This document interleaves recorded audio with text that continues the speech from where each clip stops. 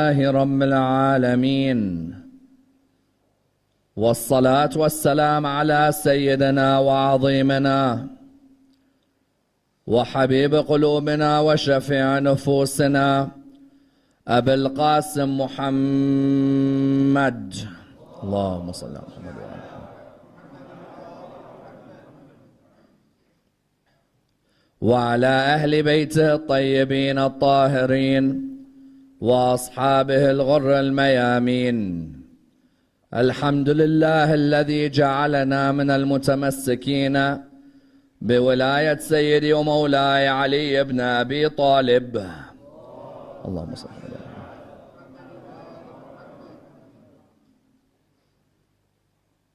الحمد لله الذي هدانا لهذا وما كنا لنهتدي لولا أن هدانا الله. أما بعد، يقول الله في كتابه الكريم: بسم الله الرحمن الرحيم: ومنهم من يقول ائذن لي ولا تفتني ألا في الفتنة سقطوا وإن جهنم لمحيطة بالكافرين. The first of our loud salawat in honor of Rasulullah Muhammad sallallahu alayhi wa alihi wa sallam.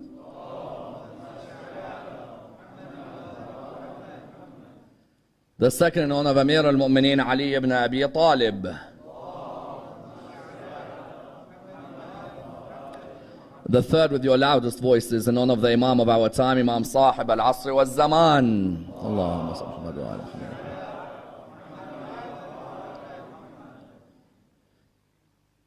Respected scholars, brothers and sisters, Assalamu alaikum wa rahmatullah wa barakatuh. The verse in question, verse 49 of chapter 9 of the Holy Qur'an, allows us to enter into one of the most fascinating discussions in Quranic sciences, namely how to identify whether a chapter of the Qur'an is Meccan or Medinite. Many times you find people asking the question that when you look at a surah of the Qur'an, how can you tell whether that surah was revealed in Mecca or whether it was revealed in Medina? Indeed, you find that the Qur'an, as we all know, is not a chronological book, in the sense that the order of the chapters of the Qur'an is not in the order of revelation. Otherwise, the first surah of the Qur'an should be Iqra and not Surah Al-Fatiha, because we know that Surah Al-Fatiha is the fifth revealed surah in terms of order of revelation. Yet when we look at the Qur'an that's with us today, the first chapter of the Qur'an is which one? Surah Al-Fatiha. Therefore, we recognize that the order of revelation of the Qur'an, the one that we have with us today, is not in order of revelation. Otherwise, the first surah should be Iqra, and then Qalam, Muzammil, Muddathir, and so on. Then the last surah should be Ma'idah and Tawbah.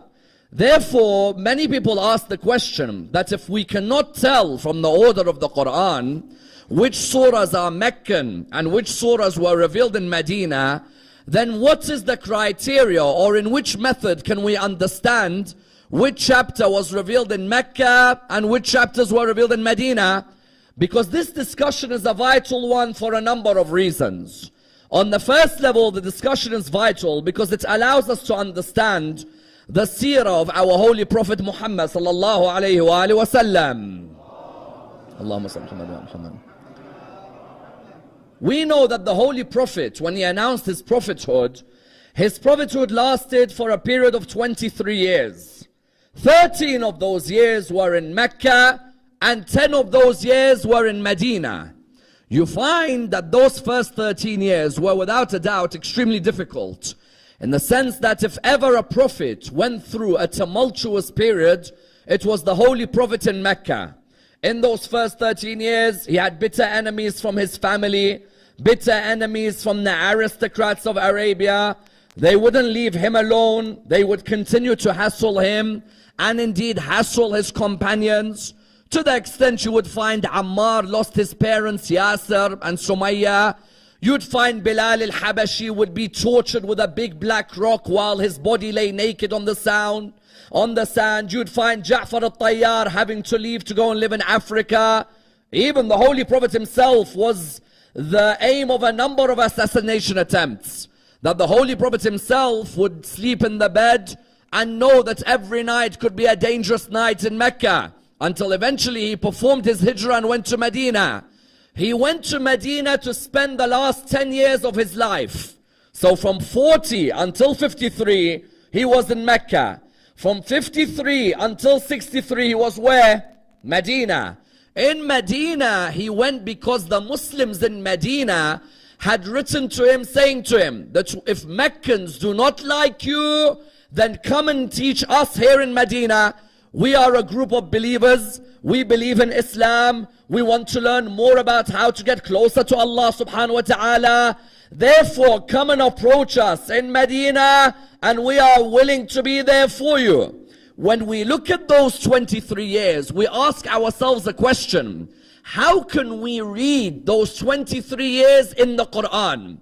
Because if you ask many Muslims about the Holy Prophet's life, much of the secrets of his life in Mecca and in Medina is in the Qur'an.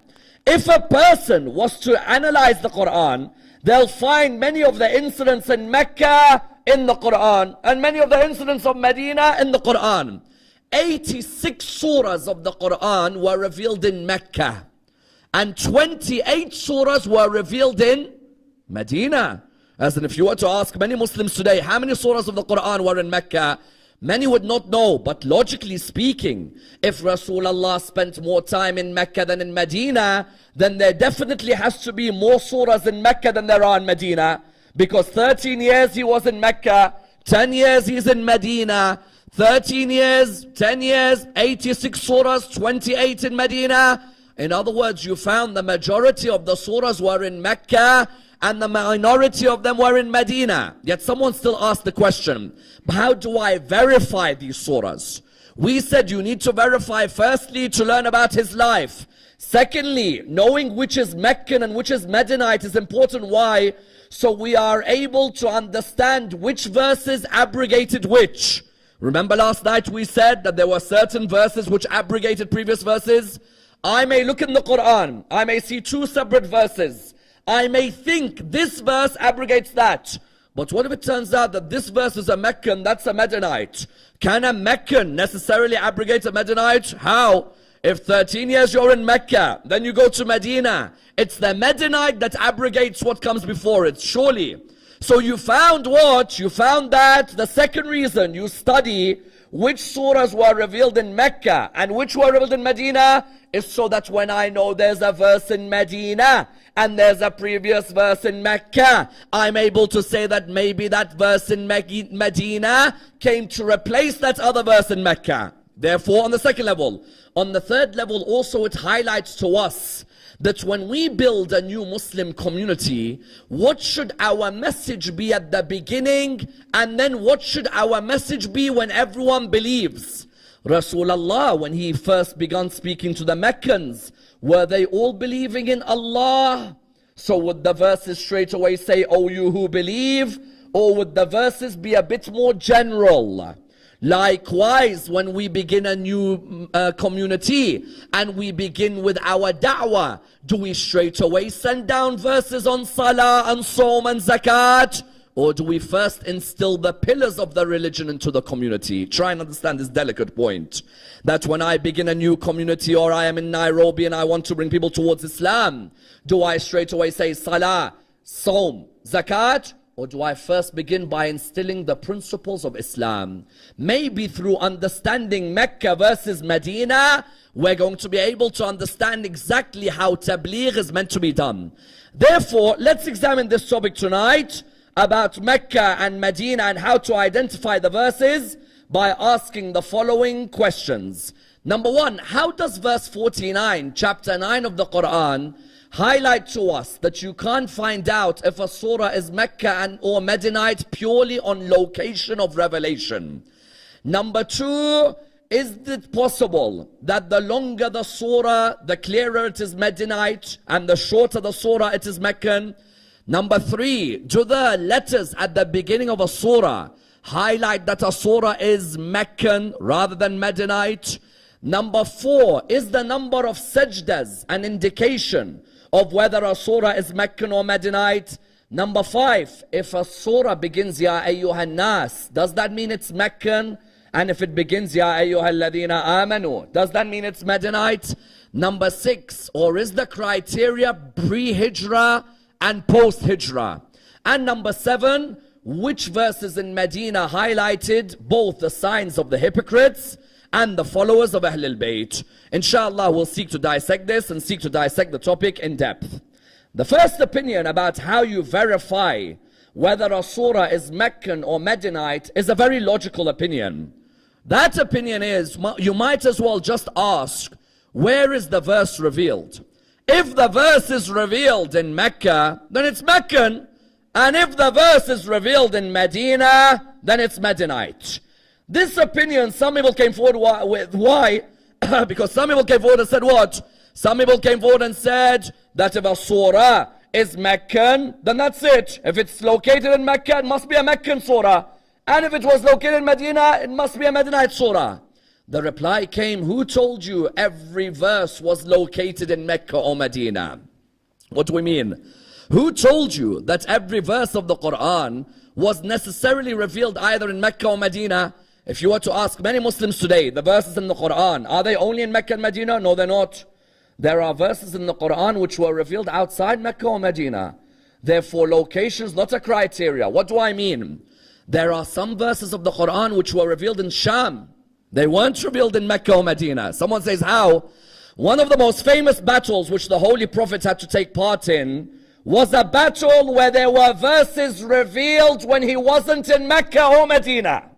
Which battle? The Holy Prophet, the year before, had sent Ja'far al-Tayyar to fight in an area by the name of Mu'tah.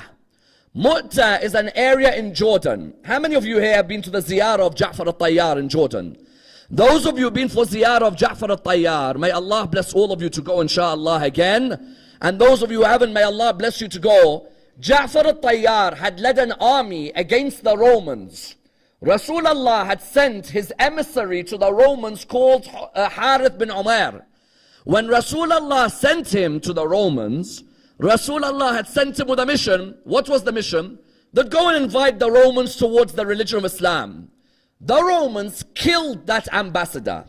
When they killed the ambassador, Rasulullah said to Ja'far al-Tayyar, you have to lead an army against these Romans because they've killed one of our ambassadors for no reason. Ja'far al-Tayyar led that army. They fought a battle, but Ja'far was killed. As you know, Ja'far in that battle lost his right hand and his left hand. Hence we call him a Tayyar, the one who flies, because Allah replaced his hands with wings in Jannah. The idea was that when they lost that battle, what happened was the following year, the Romans began to sniff blood. In which way? The Romans thought to themselves, now that we've destroyed Muhammad's army, and that Khalid ibn al-Walid, instead of remaining firm, had run away, what the Romans thought to themselves is, you know what? Now that we sniff blood, let's enter Mecca and do what? Let's enter the land of Medina and do what? Destroy them. When they began to sniff blood, the Holy Prophet had recognized that the Romans have got a very strong army. So the Holy Prophet turned around in what was a very difficult time in Medina. How was it difficult? There was a drought at the time in Medina, no rain coming down. It was extremely hot. He turned around to his companions and he said to them that I want you to join me as we go and fight. Fight where? I want you to go with me. We're going to fight the Romans. These companions, you would think many of them would straight away say, yes, of course, it's our honor. We all want to come. We want to fight. We want to join you. Yet the Qur'an mentions that some of them started coming up with unbelievable excuses. Which excuses? As in, you'd think these companions would be loyal. Many of them would turn around and say, Ya Rasulullah, if you want us to join, we'll join. The excuses were phenomenal. In which way? The verse I quoted highlights one of the excuses. وَمِنْهُمْ مَنْ يَقُولُ أَذَنْ لِي وَلَا تَفْتِنِّي. One of them, by the name of Al-Jad bin Qais, heard Rasulullah say, listen, we're going to go out towards fighting the Romans. Al-Jad bin Qais came to Rasulullah and said, Ya Rasulullah, I don't think I'm going to be able to join you to fight in the area of Tabuk. Tabuk was towards where? Towards Sham. These soldiers, some of them made excuses before they left Medina. Some of them made excuses in Sham. So when Allah revealed the verses of Surah 9 from verse 42 onwards, those verses weren't in Mecca and Medina. They were where? In Sham. So what happened was, this person, Al-Jad bin Qais, came. He said, Ya Rasulullah, I don't think I can make it to battle. Listen to this excuse. It's phenomenal. And inshallah, with the 12th Imam, none of us have this excuse. He came to Rasulullah. He said, Ya Rasulullah, I don't think I can make it to battle. He said, why? He said, Roman woman. He said, sorry? He said, Roman woman. He said, what do you mean Roman woman? He said, Ya Rasulullah, these Roman women are stunning. I said, they're absolutely beautiful. And I think if I turn up for that war and I see one of their wives, I'm not coming back to Islam. MashaAllah. Qur'an says it actually, that he said that. وَمِنْهُمْ مَنْ يَقُولُ ذَنْ لِي وَلَا تَفْتِنِّي. One of them says what? He says, give me an excuse. Don't put me under trial. أَلَا فِي الْفِتْنَةِ سَقَطُوا. It was in that trial that they failed. In which way? He is saying what? Don't let me fight, Ya Rasulullah, because I'm an Arab and I'm already feeling hot when I'm away from home. Now I see these Roman women, Ya Rasulullah, you don't understand. I'm already going to be infatuated. I might even leave the religion of Islam. Rasulullah is looking at me, he says, you're one of my companions, or what are you? As in, you're meant to be loyal to me, you're talking about women in a battlefield? That person turned around, he said, Ya Rasulullah, I'm sorry. Roman woman, that's the worst woman to put in front of me. So one gave an excuse. MashaAllah, nothing changes. Another gave an excuse. What was it? Another gave an excuse by saying, Ya Rasulullah, it's too hot for me to leave home. I think I'm going to sweat a lot. So Ya Rasulullah, can you give me an excuse? I can't make it to the Battle of Tabuk. Another one came and he said, what? Ya Rasulullah, my family, you know, they're very close with me and I can't go out for jihad. Excuse after excuse after excuse. Rasulullah looked at them until Abu Dhar al-Ghafari came to him. Abu Dhar had missed Badr, he had missed Uhud, he had missed Khandaq, because his tribe, Rasulullah had said to him, go and look after them. Abu Dhar came to Rasulullah and said, Ya Rasulullah, my horse or my camel is very slow, but I will join you whether it is hot, whether I sweat, even if I die. Ya Rasulullah, I'll come with you. The verses showed us what? That in the Battle of Tabuk, they were making excuses. But the verses highlighted what? That in that battle, the verses were revealed in Syria. Someone who comes and says, I can identify a surah on the basis of whether it's in Mecca or Medina. No, you can't. Because there are certain verses which were revealed where? Revealed in Syria. That's why many ask the question, why didn't Imam Ali go to the Battle of Tabuk? Imam Ali never went to the Battle of Tabuk because Rasulullah said to him, you have to remain behind in Medina.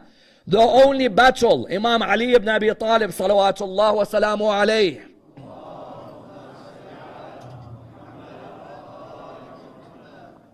The only battle the Imam did not fight in was the Battle of Tabuk. Imam Ali ibn Abi Talib, within the Battle of Tabuk, they came to him. Rasulullah said to him, Ali, you have to look after Medina. So Imam Amir al-Mu'mineen remained behind in Medina. Certain people started making a rumor that Ali ibn Abi Talib, Rasulullah doesn't want him to come because he doesn't like him anymore.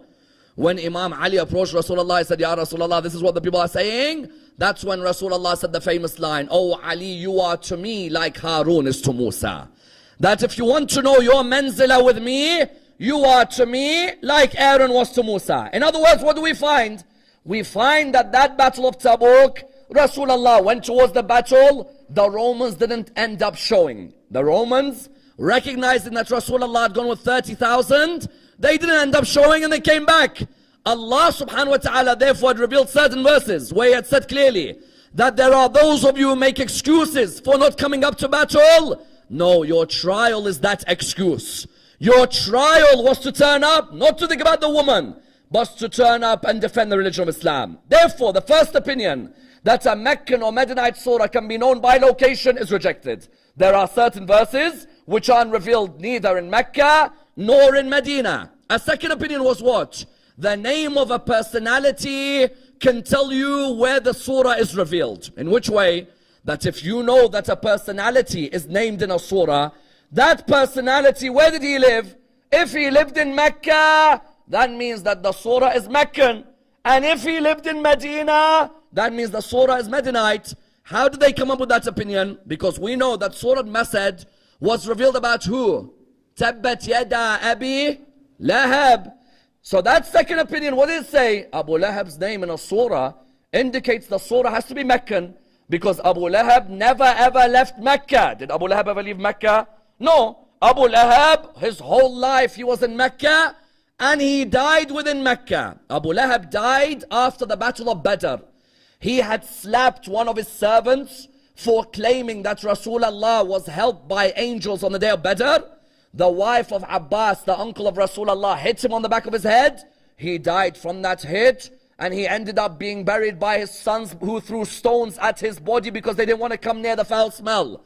Abu Lahab, yes, no doubt, Surah Masad is revealed in Mecca, no doubt. But what's the problem with this opinion? Abu Lahab is one of the few people in the Qur'an who's mentioned by name in the time of Rasulullah.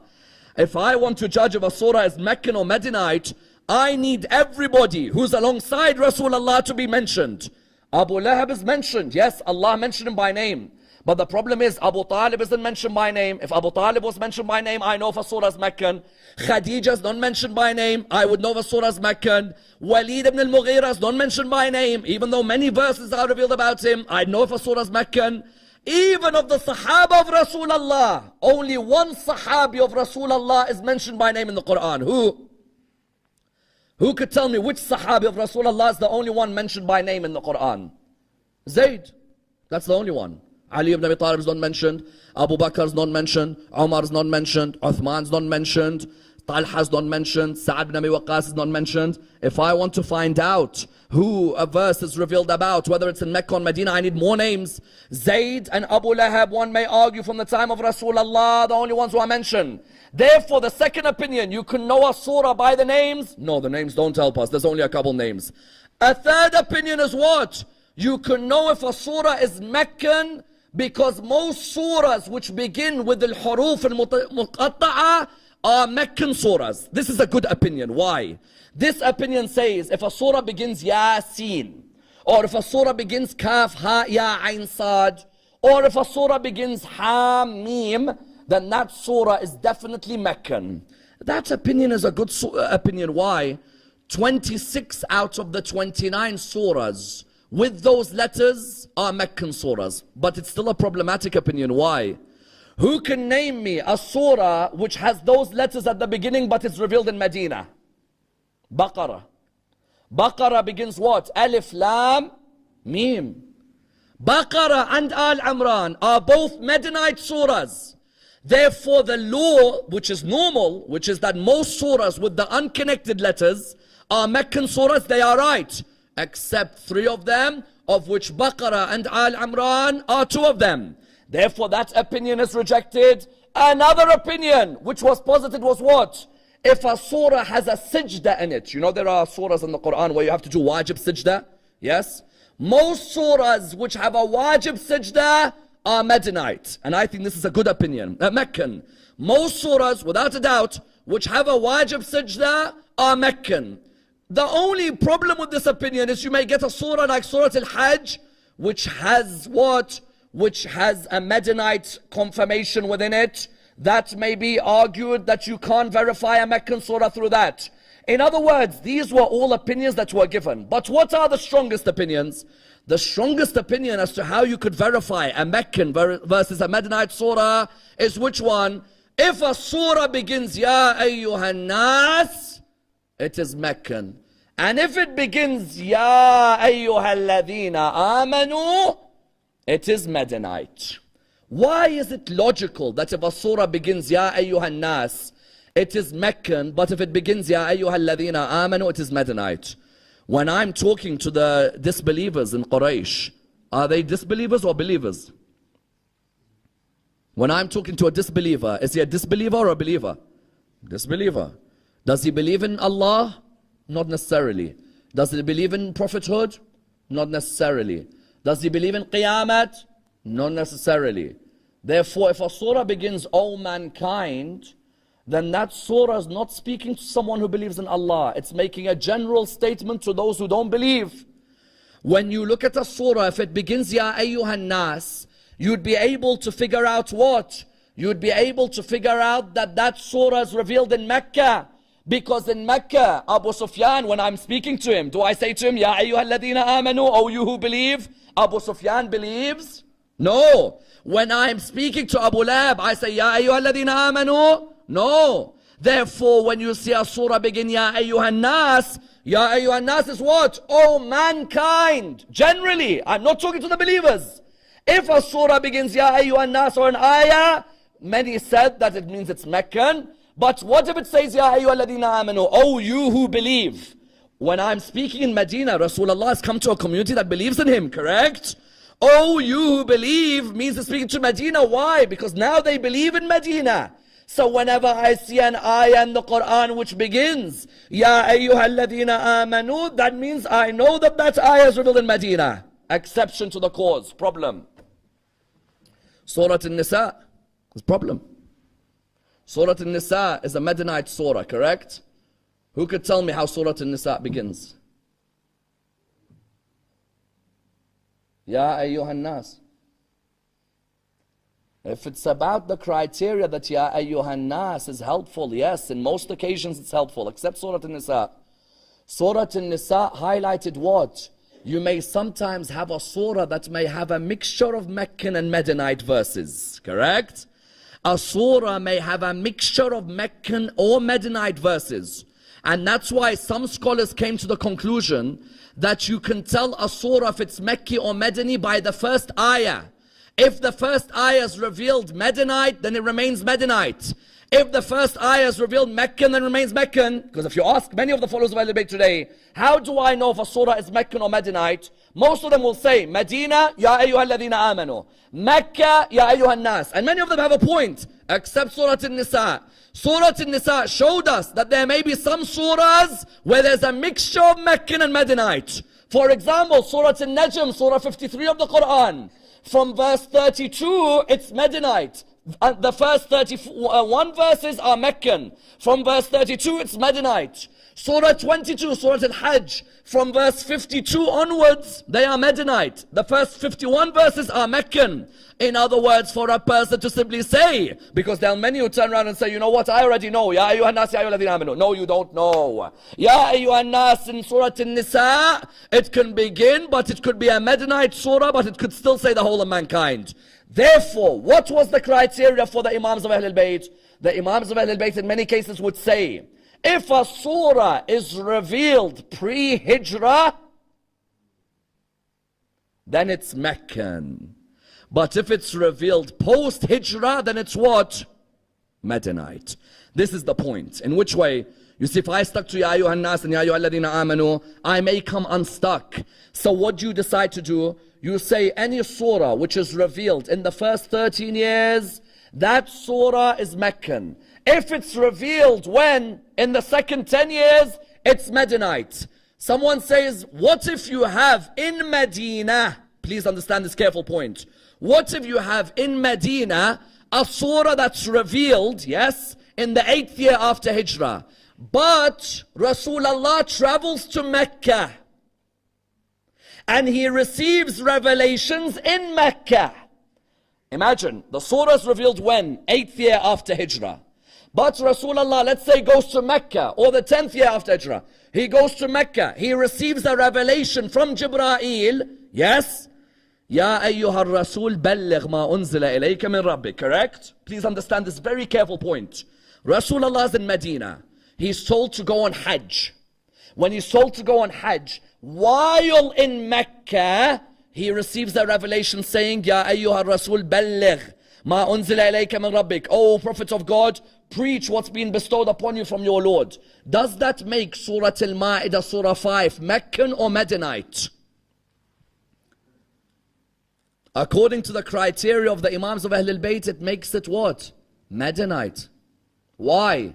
We said the criteria isn't on location, nor is the criteria about date, nor is the criteria about what? About Ya ayyuhan nas wa ya ayyuhalladhina amanu. The criteria is about date. If it's post-Hijrah, even if it has some Meccan, if it's post-Hijrah, it is Medina. And if it is pre-Hijrah, then it is what? Meccan. Therefore now when someone understands this, what do you find? you find that any of the surahs pre-Hijrah are known to be Meccan. If they are post-Hijrah, they are Medinite. When you look at the surahs revealed in Medina, which surahs are revealed in Medina? This is a vital study. Why? Because if tonight you went home and you want to find out about Rasulullah's life in Medina, which surah should you read which speak about Medina and what was happening in Medina?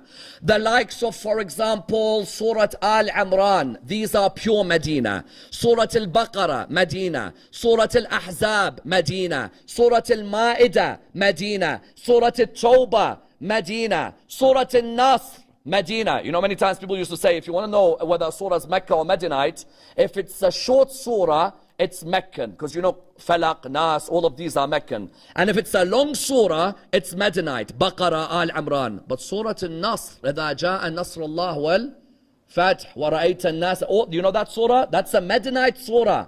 But it's a short surah. So the criteria in terms of length still doesn't help you. Because Nasr is such a short surah, most people said the short surahs are Meccan. But Nasr is a Medinite. Ahzab, Medina. Yes? Al-Imran, Medina. Baqarah, Medina. Ma'idah, Medina. Tawbah, Medina. Jum'ah, Medina. What does that show us? First, it shows us the Furu' ad-Din were all established, probably barring Jihad, probably barring Hajj in Medina. Yes? Salah was established where? Medina. Zakat, Medina. Fasting, Medina. Why? Because now you have a community of believers. I don't necessarily come in Mecca and say to everybody that, you know what, you mushriks, all of you come and come and pray and come and give zakat as well. Of course, there is a debate as to whether the disbeliever has to apply the Furu' ad-Din. But most of the Furu' ad-Din, if you study them, are in Medina. يا أيها الذين آمنوا كتب عليكم الصيام كما كتب على الذين من قبلكم لعلكم تتقون. Surah 2 verse 183. In your head automatically, if Surah 2 discusses fasting, and I know Surah 2 is a Medinite surah, that means that fasting began in Medina. Yes? Do you see how the criteria works? When you know Baqarah is Medina, Al-Imran is Medina, Ahzab, Surah 33, but it's Medina. When you know Ma'idah, Surah 5, but it's still one of the last surahs, Medina, then you know that firstly, the Furu' ad-Din were in Medina. Salah, Saum, Zakat, all of these were established in Medina. Someone says, but Hajj was in Mecca. Yes, but the orders to go were from Medina towards Mecca, correct? Therefore, when I know that in Medina the Furu' ad-Din are established, what else do I know? That in Medina, the praise of the Holy Five from Al-Muhammad can be seen clearly. Why? Many of our most famous verses which praise Imam al-Hasan, Imam al-Hussein, Fatima al-Zahra, Imam Amir al-Mu'mineen, and Rasulullah sallallahu alayhi wa sallam, most of the famous verses are clearly in Medina. Because now that you have the list of the surahs in Medina, you're able to apply the incidents in Medina. What do I mean? So the event of Mubahala. The event of Mubahala is in which surah? Which surah is the event of Mubahala?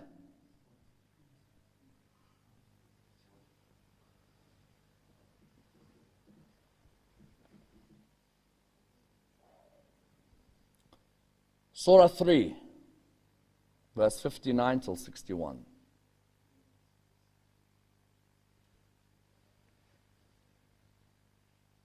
When I hear Surah 3, I automatically know Medina.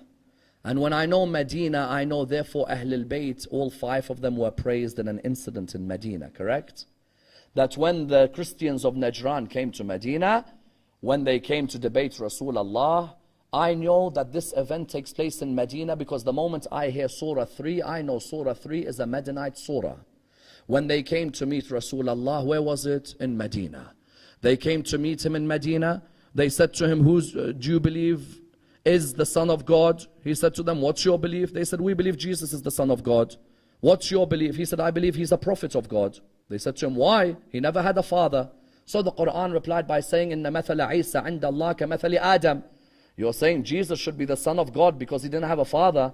Adam didn't have a father or a mother. Who deserves to be a son of God? Adam or Jesus? Correct? When they didn't accept, they went for the mubahala. That the Qur'an said in Surah 3 verse 61, فَمَنْ حَاجَّكَ فِيهِ مِنْ بَعْدِ مَا جَاءَكَ مِنَ الْعِلْمِ فَقُلْ تَعَالَوْا نَدْعُوا أَبْنَاءَنَا وَأَبْنَاءَكُمْ وَنِسَاءَنَا وَنِسَاءَكُمْ وَأَنفُسَنَا وَأَنفُسَكُمْ ثُمَّ نَبْتَهِلْ فَنَجْعَلْ لَعْنَةَ اللَّهِ عَلَى الْكَاذِبِينَ. The Qur'an said what? In Medina, in the last days of the life of Rasulullah, in Surah Al-Imran, the Qur'an clearly said that you bring your sons, we'll bring our sons. You bring your woman, we'll bring our woman. You bring yourselves and we bring ourselves. And then we'll ask Allah to send a curse on the disbelievers. Rasulullah, all his Sahaba were in Medina. These were the final days with him, a year before he was about to pass away. Rasulullah looked, all the Sahaba could not wait. Who's he going to take as his woman? Who is he going to take as his sons? Who is he going to take as himself? The moment I know it's in Al-Imran, I know it's in Medina. When I know it's in Medina, I know it's in the last 10 years of his life. When I know it's in the last 10 years of his life, I am now knowing who he raises as the highest in the last 10 years of his life, correct? So then when he knows this, Allah reveals to him, as for your woman, take Fatima al-Zahra with you. As for your sons, take Hassan and Hussein with you. As for yourself, take Ali ibn Abi Talib with you. All five of them went together, the narrations mention. And when they went together, the Christian priests looked from far away. And when they saw them, what did they say? They looked at them and they said, we will not enter the mubahala. The reply was, why? They replied, because the amount of nur that shines from those five faces, if it told a mountain to move, the mountain would move from its position. No doubt. That ayah was revealed in Medina. How do I know? Surah Al-Imran, it's a Madani surah. That ayah, when it's within it, it's Madani as well. Surah Al-Ahzab, we know it's Medina, correct? Surah 33 is Medina. It is revealed after the Hijrah. In Surah 33 verse 33, Fatima al-Zahra is under the cloak, Imam al-Hassan, Imam al-Hussein, Imam Amir al-Mu'mineen, Rasulullah. When I know Surah al-Ahzab is a Madani surah, that means that the surah took place where? In Medina. The incident took place in the last 10 years of the life of Rasulullah. Therefore I know that Allah did what? Kept away all impurities from Al-Muhammad in this. In other words, many of the verses that came down to praise Imam al-Hassan and Imam al-Hussein, Imam Amir al-Mu'mineen, Fatima al-Zahra, Rasulullah, all of them together were surahs which were in Medina. Naturally, because Imam al-Hassan and Imam al-Hussein were born in Medina, that means that many of those verses would come down because Al-Muhammad had that special love for Medina, didn't they? Al-Muhammad had that love for Medina, that was the cradle of their story. The cradle of their message was Medina. The cradle of their success was Medina. Rasulullah used to love the dust of Medina. He'd gather that dust and say how pure it was. He recognized that that would be a place where the revelation continued until the end.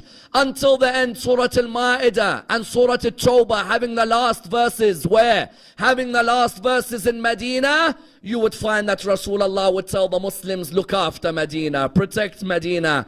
Don't let any injustice ever befall on Medina. I say to him, Ya Rasulullah, had you seen what happened after you died in Medina? Yazid bin Muawiyah sent his soldiers to send absolute havoc on your grave. Dogs urinating all over the grave of Rasulullah a year after Karbala, yes? The dogs of Yazid would urinate on his grave. Not only urinate on his grave, the women of Medina were raped by Yazid's soldiers after Karbala. They let out all of their atrocities on the family of Rasulullah. And you found what? And you found, Ya Rasulullah, that you, Fatima al-Zahra, Imam Amir al-Mu'mineen, Imam al-Hassan and Imam al-Hussein, all of you were brought up in Medina. Your cradle was Medina. Ya Rasulullah, 50 years after you died, your grandchildren came back to Medina. When they came back to Medina, each of your grandchildren entered her house, and each of them noticed that their children were not present anymore. When Zainab entered her house, she saw mattresses but without Aun and Muhammad. al-Baneen waiting for her 4 sons, none of them came back to her, not even Abbas. You found, for example, Ramla looking for Qasim, but she came back to Medina without Qasim. And the young Fatima Sughra complains, where is my father, Aba Abdullah? When she saw that her father hadn't returned, Abbas hadn't returned, Ali al-Akbar hadn't returned, she noticed there was a gaping hole in Al-Muhammad in Medina. Only 50 years earlier, Mubahala was revealed in Medina. Only 50 years earlier, the Kisa was revealed in Medina. But now Medina was empty without the lovers of Al-Muhammad. But for one lady in particular, when she returned to Medina, she did something which showed her love for Imam al-Hussein alayhi salam. Rabab, the mother of the 6-month-old baby. You know, when Rabab returned back to Medina, she entered her house. She called some builders to the house. The builders looked at her and they said to her, why do you want us to come? She said, do you see that roof on the top of my house? The builders said, yes, we do. She said, remove that roof. I don't want a ceiling on my house. The builders were astonished. She removed the roof. The sun came down to burn her. For 1 year, the sun was burning her without any roof, until someone came and said to her, Rabab, isn't the sun burning you enough? She began to cry when she began to look at them. The person looked at her and said, but surely the sun burns you. She said to them, how can I have a roof covering my body from the heat of the sun when I saw Abu Abdullah's body burnt by the sun on the 10th of Muharram? Inna lillahi wa inna ilayhi raji'un. We pray to Allah subhanahu wa ta'ala to raise us with Muhammad and Al Muhammad, to allow us to be amongst the followers of Imam Sahib al-Asr wa Zaman. Ya Allah, raise us with the Imam of our time. Allow us to receive his intercession in this world and the hereafter. Tomorrow, as you know, is the Wilad of Imam al-Hasan alayhi salam. We pray to Allah subhanahu wa ta'ala to provide us with his intercession in this world and the hereafter. We pray to Allah subhanahu wa ta'ala for all our Muslim brothers around the world. Ya Allah, unite them on the love of Muhammad and Al Muhammad. Allow them to hold on to the rope of Muhammad and Al Muhammad. Allow them to remain attached to the Qur'an. Allow them to be of the lovers of the discussions of the Qur'an. We pray to Allah subhanahu wa ta'ala the Surah Al-Fatiha, but before it the loudest of your salawat. Allahumma salli.